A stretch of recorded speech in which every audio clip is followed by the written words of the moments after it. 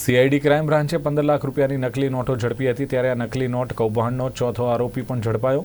મુખ્ય આરોપીનું નામ વિકી છે અને આ સાથે નોટો પ્રિન્ટ કરવાનું મશીન પણ ઝડપાયું હતું। હવે એફએસએલમાં આગળની કાર્યવાહી થશે। ઝડપાયેલો ચોથો આરોપી મોઇન સૈયદ અલગ અલગ ધંધા કરતો હતો। જે લોકો તેની અલગ અલગ વસ્તુઓ લેવા આવે એ લોકોને નકલી નોટો આપી આ નકલી નોટોનો તે નિકાલ કરતો હતો।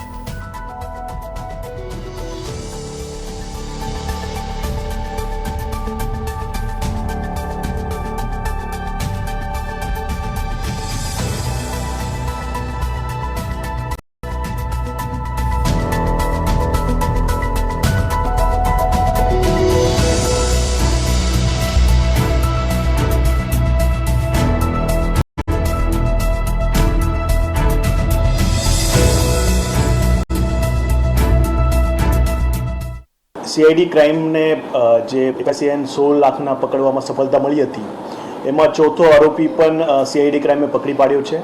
એને પણ 6 દિવસના રિમાન્ડ સીઆઈડી ક્રાઇમને મળ્યા છે। એના ઉપરાંત જે મુખ્ય આરોપી હતો વિક્કી નામનો, એના પાસેથી ભવાની મંડી ખાતેથી એક સ્કેનર પ્રિન્ટર મશીન પર કબજે કરવામાં આવ્યું છે, જેના થકી એ નોટો પ્રિન્ટ થતી હતી અને એ જે મશીન છે એ એફએસએલમાં મોકલવાની તજવીજ ચાલુ છે અને આગળ પણ એમને જે કમ્પ્યુટર કબજે કરેલ છે એમાંથી આગળ પણ કેટલા નોટ પ્રિન્ટ કરેલ છે અને અલગ અલગ જગ્યા મોકલેલ છે એની પણ વિગતો એફએસએલ રિપોર્ટ દ્વારા ખબર પડશે।